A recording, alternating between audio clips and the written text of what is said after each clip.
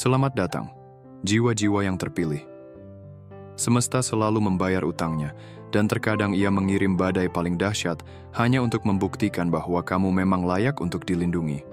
Izinkan aku memberitahumu sesuatu yang mungkin akan mengguncang jiwamu sedikit.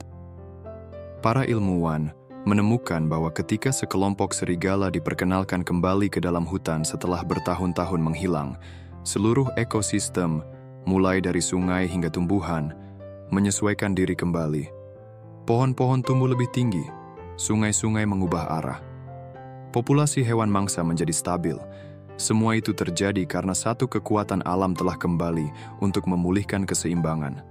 Dan tebak siapa itu? Kamu adalah serigala itu. Selama bertahun-tahun kamu dikelilingi oleh ular yang menyamar, pembunuh yang tersenyum, dan orang-orang yang menjadikan kebaikanmu sebagai senjata, seolah-olah itu kelemahan. Mereka mengandalkan kesunyianmu. Mereka bertaruh pada keterasinganmu. Dan mereka yakin tak akan ada yang datang menolongmu. Karena seseorang sedang melangkah ke medan pertempuranmu dengan api di mata dan namamu di bibirnya. Dan bagian paling indah, mereka tidak meminta izin. Mereka tidak sedang merundingkan perjanjian damai. Mereka siap membelamu, apapun risikonya. Dan sebagai catatan, ini bukan sosok pelindung yang lembut dan pemalu. Yang ini datang dengan bukti, kekuatan spiritual, dan sedikit rasa dendam manis. Kamu tahu tipe itu, yang dengan santai menyebut nama musuh-musuhmu satu persatu sambil makan popcorn. Dan bersama mereka datang perubahan besar dalam hidupmu. Bukan tetesan, bukan perlahan. Yang datang adalah pembayaran ilahi atas setiap pertempuran sunyi, setiap pengkhianatan yang kamu telan, dan setiap kali kamu tetap tegak saat hatimu berdarah. Tetaplah di sini, karena apa yang akan kuungkapkan akan menjelaskan kenapa kesendirianmu diperlukan, kenapa kelimpahanmu tertunda, dan kenapa musuh-musuhmu tiba-tiba gelisah. Mereka merasakannya. Dan setelah ini, kamu juga akan merasakannya. Sebelum kita melanjutkan, bagi kalian yang telah lama bersama, terima kasih. Telah bergabung berlangganan, dan telah memberikan super thanks. Terima kasih. Atas subscribe, like, dan komen. Kebaikan kalian telah menyinari jalan kita. Tinggalkan komentar dengan angka 77 untuk menandai niatmu pada alam semesta. Biarkan video ini berulang kali diputar, bahkan di latar belakang. Energinya nyata, dan semakin kamu menyerapnya, semakin kuat efeknya bagimu. Mari kita mulai. Bab 1. Pelindung yang dikirim untukmu bukan sekadar sekutu baru. Ia adalah roh lama dalam wujud yang baru. Orang yang kini hadir dalam hidupmu untuk membela dan melindungimu bukanlah karakter acak yang muncul entah dari mana. Ini bukan tentang teman baru atau keberuntungan yang tiba-tiba. Apa yang sebenarnya terjadi jauh lebih dalam dari yang bisa dipahami kebanyakan orang. Roh orang ini sudah pernah bertemu dengan jiwamu sebelumnya. Di waktu yang berbeda, di tempat yang berbeda, bahkan mungkin di kehidupan yang berbeda. Ada ikatan spiritual antara kalian yang tidak mengikuti aturan dunia ini. Ini adalah jenis hubungan yang mampu bertahan melampaui waktu, jarak, bahkan kematian. Dan saat jiwamu menangis meminta pertolongan, semesta tidak kebingungan mencari siapa yang bisa membantu. Ia justru menarik kembali energi pelindung yang sebenarnya sudah kamu kenal, tapi kamu lupakan bahwa kamu membutuhkannya. Inilah kenapa ketika kamu bertemu dengannya, ada sesuatu yang terasa aneh tapi akrab. Tidak peduli sudah berapa lama kamu mengenalnya di kehidupan ini, bisa jadi bertahun-tahun, berminggu-minggu, atau bahkan baru beberapa hari. Rasa, aku nggak tahu kenapa, tapi kayaknya aku sudah kenal kamu sejak lama, bukan khayalan. Itu adalah pengakuan spiritual. Itulah sisa-sisa dari ikatan yang terbentuk sebelum kamu punya nama, pekerjaan, atau masa lalu yang penuh luka. Orang ini telah ditugaskan di jalur perjalanan jiwamu, tapi mereka menunggu momen yang tepat untuk masuk. Bukan karena mereka tak peduli, tapi karena hukum spiritual tidak mengizinkan campur tangan sebelum pelajaran tertentu selesai dipelajari. Kamu memang harus dikhianati. Kamu memang harus diasingkan. Kamu memang harus hancur terlebih dahulu. agar kamu tahu siapa yang benar-benar berpihak padamu dan siapa yang hanya menunggu kejatuhanmu. Dan sekarang, setelah kamu melewati semua yang perlu kamu lewati, pelindung ini bebas untuk maju ke depan. Kehadirannya menandai saat ketika ceritamu berubah arah. Sama seperti badai yang membersihkan dahan-dahan mati dari pohon, kehadiran orang ini akan membersihkan ancaman-ancaman terakhir dalam hidupmu. Dan itu tidak akan terjadi secara halus. Orang-orang akan merasakannya. Mereka yang merencanakan kejatuhanmu akan merasakan perubahan energi itu bahkan sebelum ada kata yang diucapkan. Karena pelindung sejati membawa energi yang membuat musuh gelisah, bahkan sebelum mereka tahu mengapa. Bab 2. Pergeseran besar dalam kelimpahanmu memang sengaja ditunda untuk membongkar parasit di sekitarmu. Kebenarannya adalah, kelimpahanmu tidak pernah benar-benar diblokir. Itu bukan hilang, dicuri atau tertunda karena nasib buruk atau kesalahan semesta. Itu sengaja ditahan, bukan untuk menghukummu, tetapi untuk melindungimu. Kekuatan yang lebih tinggi yang mengawasi hidupmu tahu persis apa yang akan terjadi. Jika kamu menerima semua yang memang ditakdirkan untukmu, sementara kamu masih dikelilingi oleh orang-orang yang tidak pantas duduk di mejamu, mereka akan mengurasmu habis, menyamar sebagai pendukung, tersenyum di depanmu sambil diam-diam mencatat bagaimana cara menggunakan berkatmu untuk keuntungan mereka sendiri. Penundaan ini bukan karena kamu tidak layak atau belum siap. Kamu lebih dari siap, tapi orang-orang di sekitarmu belum. Terlalu banyak parasit di sekitarmu. Orang-orang yang bersorak untukmu di depan umum, tapi diam-diam berharap kamu tidak akan melampaui mereka. Orang-orang yang hanya muncul saat mereka mendapatkan manfaat, lalu menghilang saat kamu membutuhkannya. Kalau kelimpahan yang memang milikmu itu diberikan lebih awal, itu tidak akan bertahan lama di tanganmu.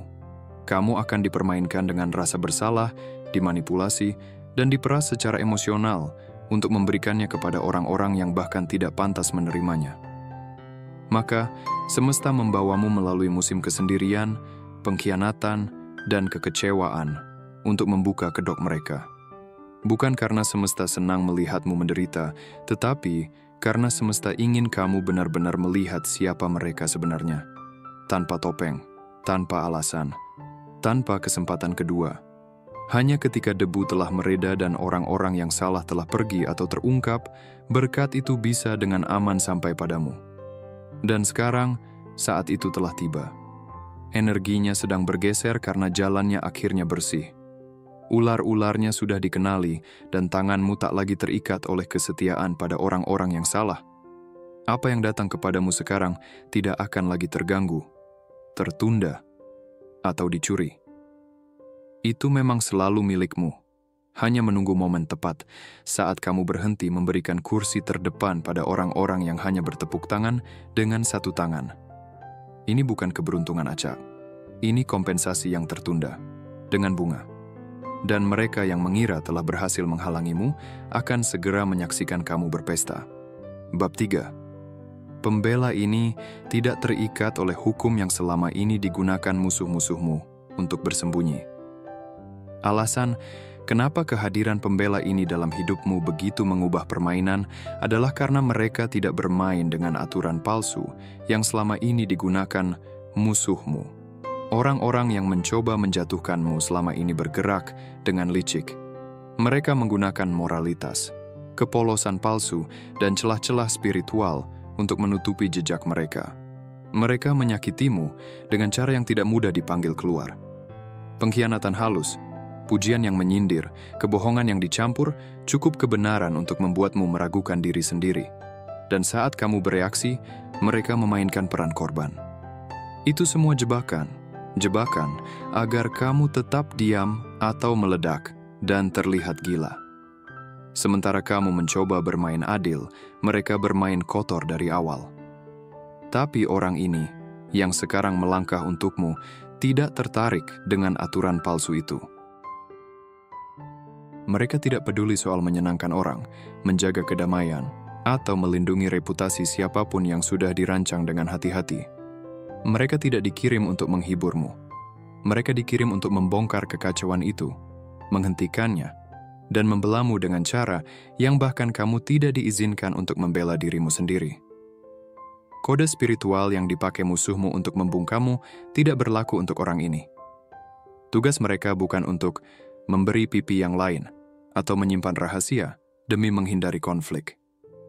Tugas mereka adalah untuk menghadapi, mengungkap, dan membongkar semua yang dibangun untuk melawanmu.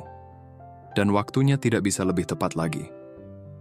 Kini saat topeng-topeng mulai jatuh dan kebohongan mulai menipis, pembela ini punya ruang gerak bebas untuk bergerak dengan cara yang kamu tidak bisa. Mereka adalah tipe orang yang mengatakan apa yang perlu dikatakan, lantang dan tanpa minta maaf. Energi yang membuat orang gugup, bahkan sebelum mereka berbicara. Mereka tahu bagaimana menyentuh titik lemah orang-orang yang telah menyakitimu. Bukan karena dendam, tapi karena keseimbangan harus dikembalikan, dan ini tidak akan jadi pembersihan yang tenang. Orang-orang yang bersikap berani di balik pintu tertutup akan dipaksa menghadapi apa yang tak pernah mereka duga. Seseorang yang bisa menandingi energi mereka, bahkan melebihinya. Dan ini akan meninggalkan bekas. Kalau kamu mau, aku bisa bantu ubah. Ini jadi narasi pendek atau konten media sosial juga. Bab 4. Alam spiritual sedang mengamati apakah kamu akan menjual dirimu sebelum mereka turun tangan. Kebenaran yang jarang diakui orang adalah bahwa tidak semua penundaan dalam hidupmu disebabkan oleh waktu. Sebagian di antaranya adalah tentang kesetiaan. Alam spiritual mengamati kamu dengan cermat, bukan untuk melihat seberapa sempurna kamu bisa menjadi, tetapi untuk melihat apakah kamu akan mengkhianati dirimu sendiri. Mereka perlu tahu apakah kamu akan mulai meredupkan cahayamu hanya agar bisa diterima. Apakah kamu akan melembutkan suaramu, menurunkan standarmu, atau menyetujui hal-hal yang menghina jiwamu hanya demi melepaskan diri dari tekanan yang kamu alami. Karena itulah yang kebanyakan orang lakukan saat hidup mulai terasa berat. Mereka menjual diri mereka dalam cara-cara kecil dan diam-diam, tertawa pada hal-hal yang sebenarnya tidak lucu, tetap terhubung dengan orang-orang yang menguras energi mereka dan berdamai dengan situasi yang tidak menghormati jiwa mereka. Tapi kamu tidak. Kamu bertahan dalam kesendirian, penolakan, pendukung palsu, dan jebakan-jebakan yang dirancang untuk menghancurkanmu. Kamu berdiri di ruangan-ruangan di mana kamu sengaja disalahpahami, dan kamu menolak untuk mengecilkan diri hanya demi membuat orang lain nyaman. Dan itulah yang ditunggu oleh alam spiritual. Bukan untuk melihat apakah kamu bisa mengutip kitab suci, membakar dupa, atau ikut ritual, tetapi apakah kamu bisa bertahan ketika rasanya tak ada seorang pun yang melihat nilaimu. Itulah ujian yang membedakan mereka yang terpilih dari keramaian. Dan alasan mengapa bantuan ilahi datang begitu lama adalah karena kamu harus membuktikan bahwa kamu tidak akan menukar hak kelahiranmu demi kelegaan sesaat. Kamu harus menunjukkan bahwa kamu diciptakan untuk menjalankan tugasmu, bahkan ketika itu terasa seperti kutukan. Dan karena kamu tetap teguh, sesuatu yang kuno telah terpicu dalam garis keturunanmu. Siklus kutukan yang terkait dengan pengkhianatan, kemiskinan, keheningan, dan pengkhianatan terhadap diri sendiri sedang pecah karena ketangguhanmu.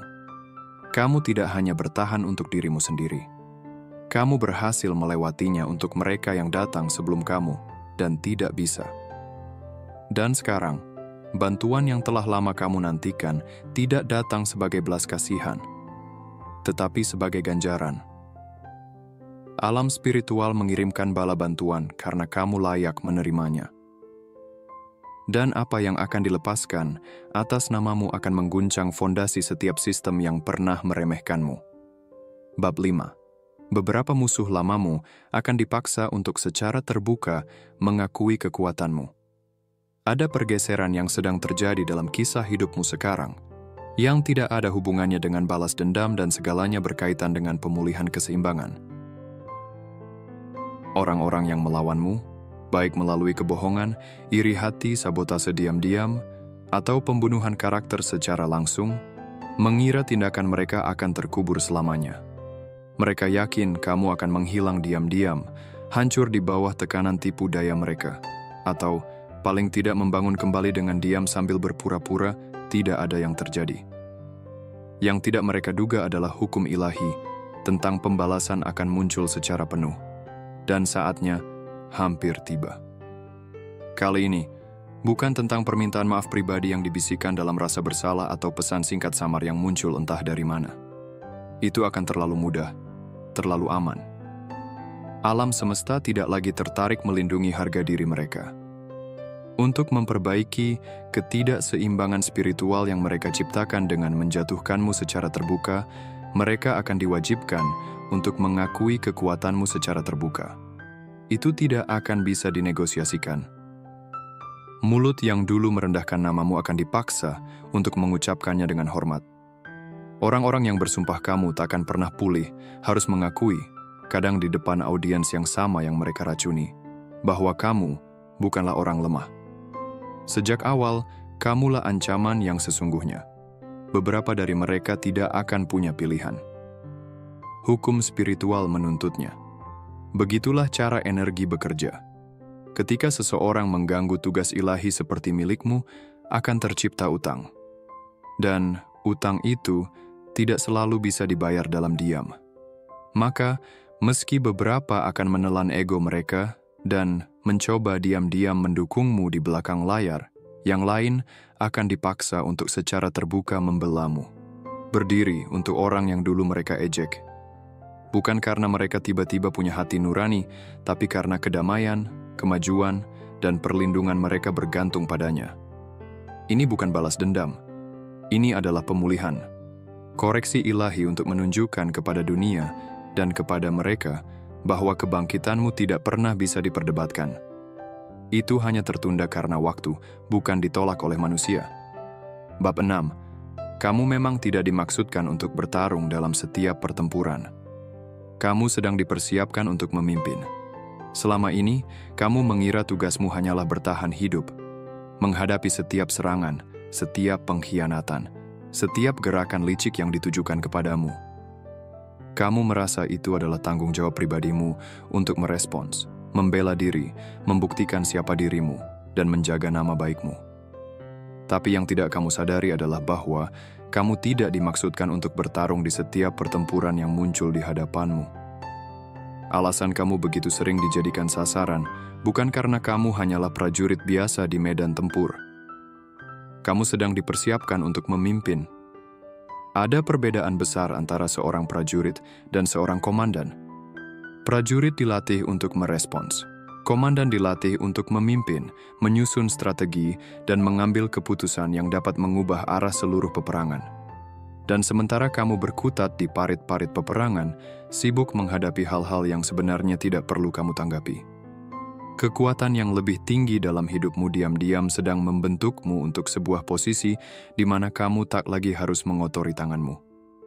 Ujian-ujian yang terus datang bukan tentang seberapa kuat kamu, tapi tentang kedisiplinan, kesabaran, dan kemampuan untuk melihat gambaran besar, bahkan saat duniamu sedang terbakar. Sekarang, saat masa pelatihan mulai berakhir, semesta sedang mengirimkanmu seorang pembela. Bukan karena kamu lemah, tapi karena waktumu di garis depan telah selesai. Seorang komandan tidak menyia-nyiakan waktu untuk menanggapi serangan remeh. Mereka tidak membalas setiap hinaan atau mengejar setiap gosip. Mereka memimpin gerakan, mereka membangun warisan, mereka mengawasi wilayah. Dan agar kamu bisa melangkah ke musim berikutnya, musim kekuatan dan kelimpahan, kamu harus berhenti menguras energimu dalam pertempuran yang seharusnya bukan milikmu sejak awal. Pembela ini adalah bukti bahwa posisimu telah berubah. Dahulu kamu harus bertarung sendirian, tapi kini akan ada orang-orang dan kekuatan yang ditugaskan untuk bertarung demi kamu. Bukan karena kamu tidak mampu, tapi karena kamu tidak seharusnya lagi. Energimu sekarang dibutuhkan untuk kerajaan yang kamu takdirkan untuk bangun. Untuk ide-ide yang selama ini kamu simpan, untuk visi-visi yang terlalu melelahkan untuk kamu lahirkan sendirian. Perang ini belum berakhir, tapi peranmu di dalamnya sedang berevolusi. Dan bagi mereka yang mengira mereka bisa menjatuhkanmu dengan gangguan-gangguan kecil, mereka akan segera menyaksikan apa yang terjadi saat seorang komandan berhenti mengayunkan pedang dan mulai memberi komando. Bab 7. Kelimpahanmu terikat kepada rahasia-rahasia yang dulu mereka coba kubur. Apa yang sedang datang kepadamu bukan sekadar uang, bukan pula keberuntungan. Ini adalah pengembalian yang telah diperhitungkan secara cermat dari segala sesuatu yang pernah dicuri, diblokir, atau dikubur begitu dalam hingga kamu pun tidak menyadari bahwa itu adalah milikmu. Alasan kenapa kelimpahanmu terasa tertunda atau tidak konsisten bukan karena kamu tidak layak, tapi karena sebagian dari warisanmu, baik fisik maupun spiritual, secara sengaja disembunyikan darimu. Dan bukan hanya karena kebetulan atau keadaan, tapi oleh orang-orang yang tahu persis apa yang kamu bawa dan apa yang akan terjadi jika kamu suatu hari mengetahuinya. Beberapa peluang terbaikmu sudah dicegat bahkan sebelum kamu tahu peluang itu ada. Nama dan ceritamu dibicarakan di ruangan-ruangan yang kamu tak pernah diundang masuk ke dalamnya. Pintu-pintu ditutup atas namamu bahkan sebelum kamu sempat mengetuknya. Beberapa orang dalam garis keturunanmu membuat keputusan sejak beberapa generasi lalu untuk mengubur kebenaran-kebenaran dan anugerah-anugerah spiritual tertentu, mengira itu akan melindungi mereka atau memberikan keuntungan pribadi. Dan rahasia-rahasia yang dikubur itu tidak hanya memengaruhi mereka. Mereka memicu reaksi berantai yang menunda kekayaan, pengaruh, dan kejernihan bagi generasi yang datang setelahnya. Tapi begini hukum spiritual bekerja.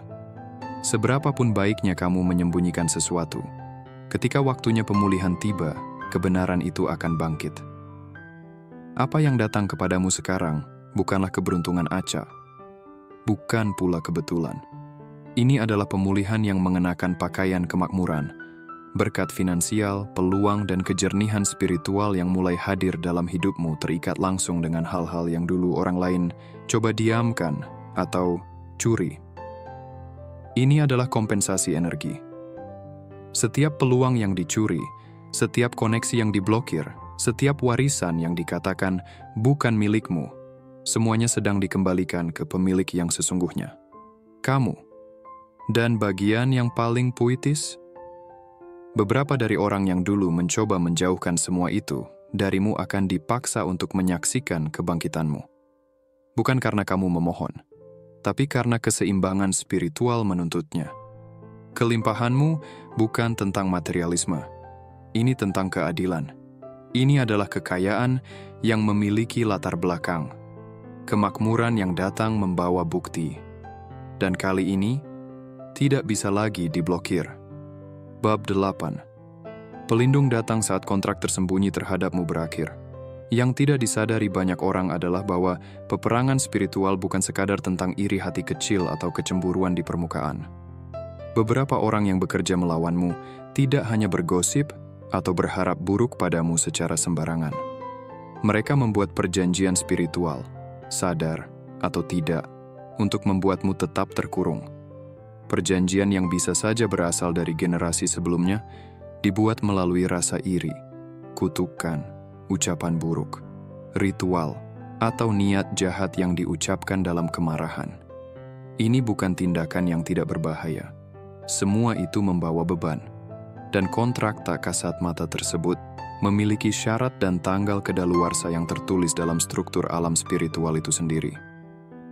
Orang-orang tertentu dalam hidupmu, bahkan dalam garis keturunan keluargamu, telah terikat pada perjanjian ini untuk memblokir hubunganmu, mengacaukan keuanganmu, menghancurkan kepercayaan dirimu, dan menunda takdirmu. Dan selama kontrak itu masih aktif, rasanya sekeras apapun kamu berusaha atau sebersih apapun niatmu, selalu ada sesuatu yang tidak terlihat yang mendorongmu mundur. Kamu nyaris meraih terobosan hanya untuk melihatnya hilang di detik terakhir. Kesempatan datang dan lenyap tanpa penjelasan. Orang-orang bersikap dingin tanpa alasan. Itu bukan imajinasimu, itu adalah gangguan spiritual. Tapi inilah bagian yang tidak mereka perhitungkan. Kontrak-kontrak itu punya tanggal kedaluarsa. Tanggal-tanggal yang terikat pada pergerakan kosmik, kebangkitan leluhur, dan waktu ilahi. Dan momen-momen itu tidak bisa dikendalikan oleh manusia, sekuat apapun mereka merasa dirinya. Pelindung yang datang ke dalam hidupmu sekarang bukan hadir secara acak. Itu karena perjanjian-perjanjian spiritual itu akhirnya kehilangan kekuatannya. Kontrak telah kedaluwarsa. Syarat-syaratnya telah dibatalkan. Dan orang-orang yang sebelumnya diuntungkan dari blokade terhadap hidupmu sekarang terbuka, terekspos terhadap konsekuensi yang tidak bisa mereka hindari dengan doa palsu atau rencana licik. Pelindung ini datang sebagai perlindungan sekaligus bukti. Bukti bahwa rantai tak terlihat yang mengikat hidupmu telah dihancurkan, dan para musuh yang diam-diam bekerja melawanmu kini tak lagi terlindung oleh celah-celah yang dulu mereka andalkan. Medan spiritual telah bergeser, dan kini setiap rencana, kebohongan, dan upaya sabotase membawa harga yang tak lagi bisa mereka hindari. Bab 9. Kamu sedang ditempatkan di ruang-ruang yang dulu musuhmu bersumpah tak akan pernah kamu masuki. Ada pergeseran besar yang terjadi di bawah permukaan hidupmu. Dan ini bukan hanya tentang apa yang bisa kamu lihat atau sentuh. Ini lebih besar dari berkat materi apapun atau rezeki keuangan. Yang datang kepadamu sekarang adalah akses ke ruang, percakapan, dan jaringan yang dulu bahkan tak akan mempertimbangkan kehadiranmu. Ruang-ruang ini, lingkaran-lingkaran ini, tempat di mana dulu namamu dikutuk atau disebut dengan hina, akan menjadi tempat di mana kehadiranmu harus diakui atau bahkan dipaksa untuk dihormati. Dan tidak, ini bukan sekadar perubahan dalam cara orang memandangmu. Ini adalah penataan ulang seluruh sistem yang dulu bekerja melawanmu. Selama ini, namamu diperlakukan seperti beban. Orang-orang berbisik tentangmu dengan ketakutan, iri, atau penghakiman, menganggap kamu hanyalah badai kecil yang akan berlalu. Mereka menutup pintu di hadapanmu, mencoret namamu dari daftar, dan memastikan suaramu tidak terdengar. Ini bukan sekadar masalah pribadi, ini strategi. Mereka sudah melihat potensimu jauh sebelum kamu menyadarinya. Mereka tahu kekuatanmu bisa mengubah keadaan. Dan mereka melakukan segalanya untuk mencegahmu memasuki ruang-ruang tempat keputusan besar diambil. Mereka membangun tembok di sekeliling ruangan itu. Dan kamu disuruh untuk diam, menjauh, dan tetap kecil. Tapi sekarang, ruang-ruang itu akan menjadi tempatmu berpijak. Kamu akan memasuki tempat di mana musuh-musuhmu dulu merasa punya kuasa, tempat di mana namamu dulu identik dengan kegagalan atau ketidakpentingan. Pergeserannya bukan hanya meja yang berbalik. Sistem energinya sudah sepenuhnya berubah. Hukum-hukum energi yang dulu mengatur ruang itu kini tak lagi berkuasa. Dinamika kekuasaan telah berubah. Dan sekarang, orang-orang yang dulu mengucilkanmu harus mengakui kekuatanmu atau menghadapi konsekuensinya secara langsung. Mereka tak bisa lagi pura-pura. Ruangan itu akan terasa berbeda saat kamu masuk. Mereka akan merasakannya. Perubahan energi itu, bobot kehadiranmu. Namamu, yang dulu jadi beban yang ingin mereka hapus, kini jadi simbol otoritas dan penghormatan. Mereka akan memilih, naik sejajar denganmu, atau tertinggal dalam jebakan mereka sendiri. Ini bukan sekadar kemenangan pribadi. Ini adalah penyesuaian kosmik atas kekuatan yang dulu berusaha menekanmu. Bab 10. Pelindung diutus karena keheninganmu disangka kelemahan. Terlalu lama, keheninganmu disalahartikan oleh mereka yang tak mampu melihat lebih dalam. Saat kamu memilih untuk tidak membalas, menahan diri, dan menolak terlibat dalam serangan kecil dan tuduhan palsu, mereka mengira kamu lemah. Mereka pikir kamu terlalu takut, terlalu kecil, atau terlalu pasif untuk membela dirimu sendiri. Yang mereka gagal pahami adalah keheninganmu bukan kepasrahan. Itu adalah pengendalian diri. Itu adalah bentuk kekuatan yang hanya bisa dikenali oleh jiwa-jiwa yang telah terbangun secara spiritual. Kamu bukan menyerah. Kamu sedang bertahan. Bukan karena kamu tidak bisa bicara, tapi karena kamu tahu kapan harus diam dan kapan harus bergerak dengan tujuan. Kamu tidak bermain dalam aturan yang mereka pahami. Kamu tidak terjebak dalam drama mereka, ikut bergosip, atau merendahkan dirimu ke level mereka. Kamu melihat gambaran yang lebih besar. Kamu paham bahwa tidak semua pertempuran layak dilawan dengan kata-kata, terutama jika energimu sedang sengaja disia-siakan. Dan dalam kekuatan tenang itu, saat mereka salah menilai dirimu, kamu sebenarnya sedang membangun sesuatu yang jauh lebih kuat. Kendali atas emosimu, penguasaan atas tindakanmu, dan pemahaman bahwa tidak semua hal perlu diperjuangkan di medan yang sama. Kini, pengadilan spiritual telah melihat kasusmu. Mereka telah menimbang bukti. Mereka telah melihat pengendalian dirimu dan mengakui kedalaman jiwamu. Waktunya untuk diam telah usai, dan diam itu sedang digantikan oleh sebuah kekuatan yang akan berbicara untukmu di tempat suaramu pernah dibungkam. Pembela ini bukan dikirim karena kamu kurang kuat. Mereka dikirim karena semesta mengakui penguasaan dirimu atas diri sendiri dan memutuskan sudah saatnya pesanmu didengar. Mereka akan memasuki ruangan di mana namamu dulu dibisikkan dengan ejekan, dan mereka akan menyatakan nilai dirimu dengan kekuatan otoritas ilahi. Diamnya kamu bukan kelemahan, melainkan pilihan strategis yang sekarang membuka pintu bagi pembelamu untuk turun tangan dan menyampaikan argumen yang dulu tak bisa kamu ucapkan. Untuk mengembalikan keseimbangan di tempat suaramu pernah dibungkam. Apa yang dulu tidak kamu katakan akan dibuat jelas sekarang. Dan mereka yang salah menafsirkan kekuatanmu akan segera melihatnya dalam wujud yang utuh. Bab 11. Pembela itu tidak datang untuk bermain adil. Mereka datang untuk mengatur ulang keseimbangan. Energi yang kini hadir untuk melindungimu tidak seperti apapun yang pernah kamu temui sebelumnya. Ia tidak peduli soal diplomasi atau bermain sesuai aturan mereka yang telah menyakitimu.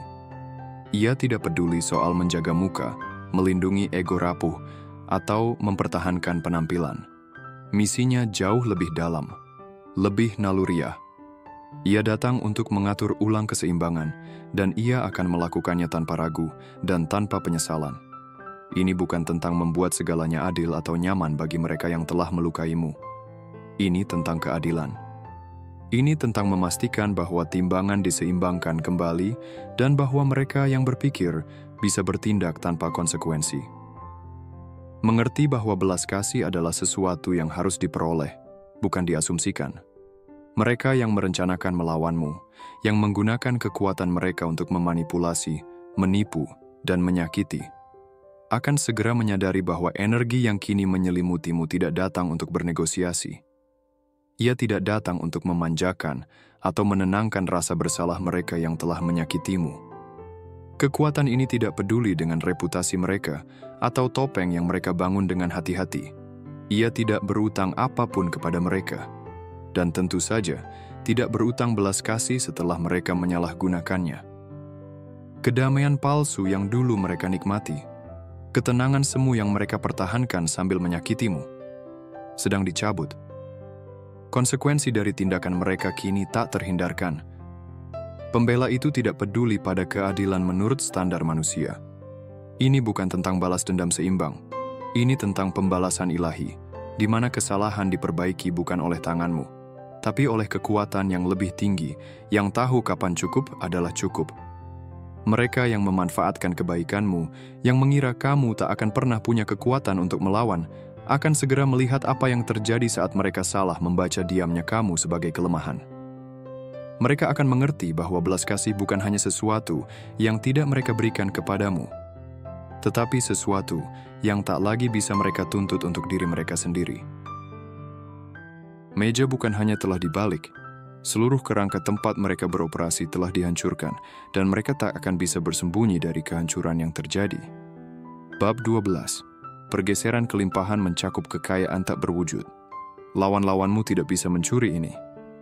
Apa yang akan datang padamu bukan hanya kekayaan yang terlihat di rekening bank atau aset fisik. Ini adalah pergeseran yang melampaui keuntungan materi.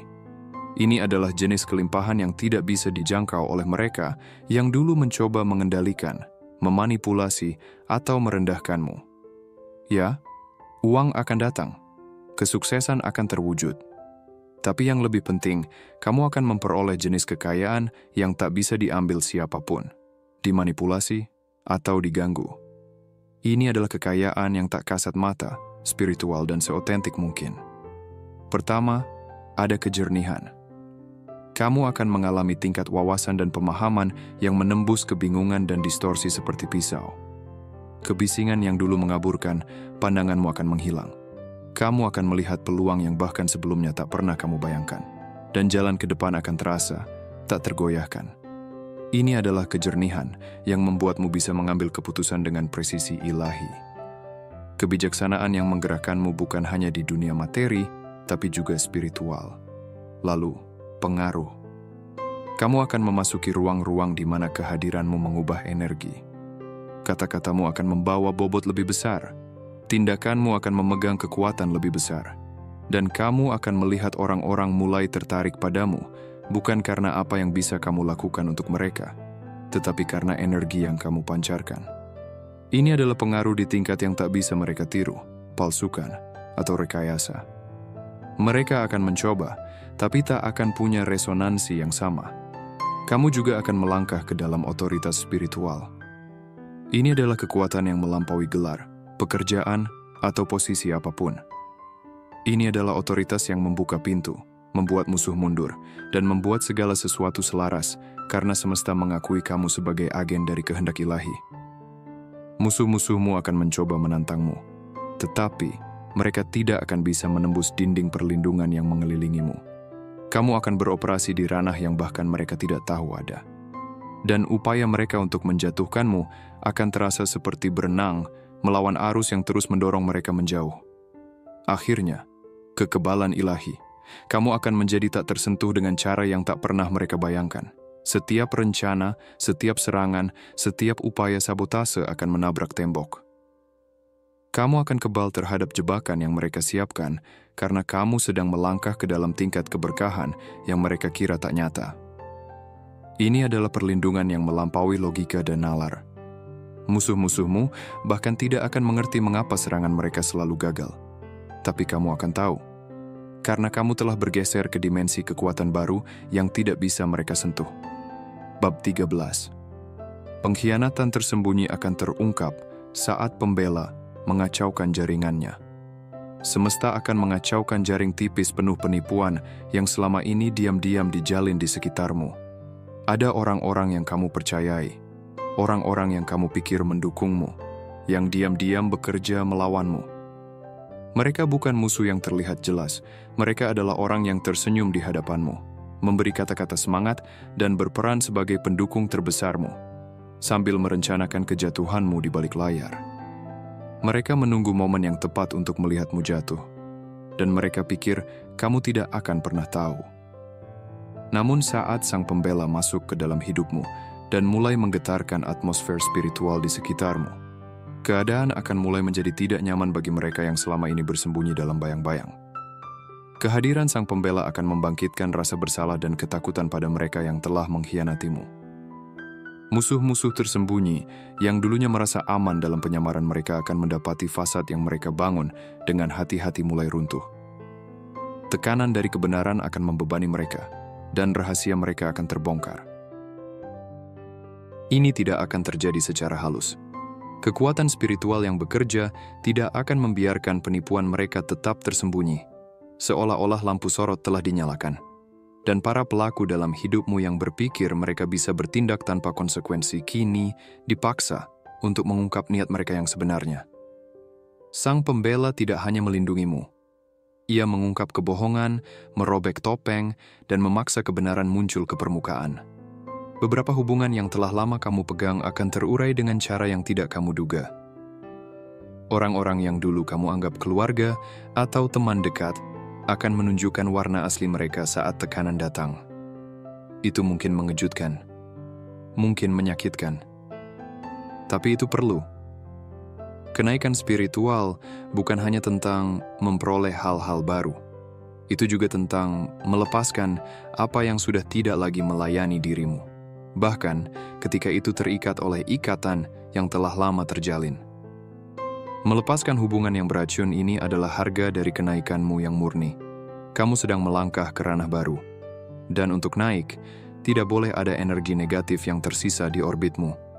Pengkhianatan ini Meskipun menyakitkan adalah pembersihan yang diperlukan untuk pertumbuhanmu. Jadi, bersiaplah. Orang-orang yang dulu memegang tempat dalam hidupmu, mereka yang tampak seperti sekutu setia, akan menunjukkan jati diri mereka yang sebenarnya. Dan meskipun itu mungkin menyakitkan di awal, wahyu ini adalah pembersihan ilahi, sebuah pengalihan spiritual yang membebaskanmu untuk bangkit tanpa beban penipuan yang menahanmu. Bab 14. Sang Pembela menandakan aktivasi bentuk terakhirmu. Terlalu lama kamu hidup hanya dengan sebagian kecil dari potensimu. Tantangan hidup, pengkhianatan, dan tekanan terus-menerus untuk bertahan hidup memaksamu menjadi versi dirimu yang lebih kecil. Kamu menahan diri, beradaptasi, bahkan menyusut dalam situasi tertentu. Bukan karena kamu kurang kuat, tapi karena mode bertahan hidup menuntutnya. Seperti berada dalam kepompong, melindungi sayap lembut dari dirimu di masa depan, sementara dunia memaksamu untuk tetap membumi dengan cara yang tidak mencerminkan kekuatanmu sepenuhnya. Tapi waktunya telah berlalu. Dengan kedatangan Sang Pembela, sesuatu yang dalam-dalam dirimu sedang terbangun. Sebuah kekuatan yang selalu ada, namun tersembunyi menunggu saat yang tepat untuk muncul. Ini bukan sekadar transformasi biasa. Ini adalah aktivasi bentuk terakhirmu, versi dirimu yang selalu ada di ranah spiritual, yang paling ditakuti oleh musuhmu dan tidak pernah diduga oleh sekutumu. Mereka tidak pernah tahu siapa kamu sebenarnya. Tapi sekarang, mereka akan segera mengetahuinya. Ini adalah pergeseran yang melampaui perubahan fisik atau kesuksesan luar. Ini adalah pelepasan kekuatan yang telah tumbuh di bawah permukaan, menunggu saat sempurna untuk bangkit. Pergeseran ini bukan tentang menyesuaikan diri dengan dunia yang mencoba menekanmu.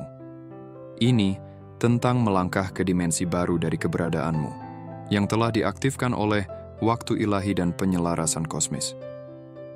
Versi dirimu yang akan muncul akan tak dapat dikenali oleh mereka yang hanya pernah melihat secuil kekuatanmu. Kamu tidak akan lagi terbelenggu oleh batasan mode bertahan hidup. Kamu akan menjadi kekuatan yang melampaui apapun yang dipikir musuhmu bisa mereka kendalikan. Ini bukan pertumbuhan perlahan. Ini adalah kudeta spiritual, pengambilalihan total atas identitasmu, tujuanmu, dan takdirmu. Energi di sekitarmu telah bergeser, dan begitu pula kekuatanmu. Mereka yang berpikir mereka mengenalmu akan terkejut. Kamu tidak lagi sekadar bertahan hidup. Kamu berkembang sepenuhnya. Dan versi dirimu yang ini tak terhentikan. Peran Sang Pembela tidak hanya untuk melindungimu, tapi untuk menciptakan ruang agar bentuk terakhirmu bisa bangkit dan mengambil alih ranah yang telah ditakdirkan untuk kamu taklukkan. Dunia tidak akan tahu apa yang menimpanya, dan begitu pula musuh-musuhmu. Kamu tidak sekadar berkembang, kamu sedang melampaui, dan tak ada yang bisa menghentikanmu sekarang. Saat perjalanan transformasimu ini terbuka di hadapanmu, pahamilah bahwa apa yang terjadi bukan sekadar perubahan keadaan. Ini adalah penataan ulang kosmik. Kamu telah melalui ujian, bertahan dalam pertempuran, dan muncul lebih kuat, lebih bijak, dan jauh lebih berkuasa daripada yang pernah kamu bayangkan. Sekarang, dengan kedatangan Sang Pembela, dunia akan melihatmu dalam kejayaanmu sepenuhnya. Versi dirimu yang selalu ditakdirkan untuk menjadi besar, tapi tersembunyi di balik bayangan, menunggu momen yang tepat untuk bebas. Ini bukan sekadar tentang kesuksesan materi, kemenangan sesaat, atau kejayaan dangkal. Ini tentang jiwamu yang melangkah ke tempat yang seharusnya dalam semesta ini, dengan tanpa rasa bersalah. Kamu tidak sekadar bertahan hidup lagi. Kamu di sini untuk menaklukkan, memimpin dan menata ulang, bukan hanya hidupmu tapi seluruh lanskap energi di sekitarmu. Sang Pembela lebih dari sekadar pelindung. Ia adalah kekuatan yang memperkuat kekuatanmu yang sesungguhnya, membersihkan jalan di depan, dan memastikan bahwa setiap tantangan yang kamu hadapi hanya memperkuat kenaikanmu. Sekarang kamu telah terbangun dalam bentuk terakhirmu, tidak ada jalan untuk mundur. Mereka yang meragukanmu, mereka yang mencoba meredupkan cahayamu, akan tertinggal oleh kebangkitanmu yang tak terhentikan. Kamu bukanlah orang yang mereka pikir bisa mereka kecilkan. Dan kamu jelas bukan versi dirimu yang dulu bermain mengikuti aturan mereka. Kamu telah menjadi kekuatan yang tidak bisa dimanipulasi atau digoyahkan. Ini adalah waktumu untuk benar-benar memiliki siapa dirimu sepenuhnya, untuk mengklaim ruangmu, dan membangun kerajaan yang selalu menjadi milikmu. Saat semesta menyingkir dan menyaksikanmu bangkit, ingatlah ini. Pertempuran yang kamu hadapi bukan sekadar soal bertahan hidup. Itu adalah ladang pelatihan untuk momen ini. Kamu adalah perwujudan kekuatan dan tujuan ilahi. Maka majulah dengan berani, yang terpilih, karena dunia sedang menantikan untuk melihat apa yang terjadi ketika kekuatan tak terhentikan bertemu dengan jiwa yang tak tergoyahkan. Tekan tombol suka untuk menunjukkan dukunganmu terhadap perjalanan ini, dan tinggalkan komentar. Beritahu kami bagaimana pesan ini selaras dengan kehidupanmu dan langkah apa yang siap kamu ambil saat kamu mulai melangkah ke dalam kekuatan penuhmu. Bagikan ini kepada mereka yang perlu mendengarnya, karena inilah saatnya bagi semua yang terpilih untuk bangkit bersama. Ini baru permulaan, dan percayalah, kamu tidak ingin melewatkan apa yang akan datang selanjutnya. Tetap terhubung, tetap kuat, dan ingatlah bahwa pendakianmu baru saja dimulai.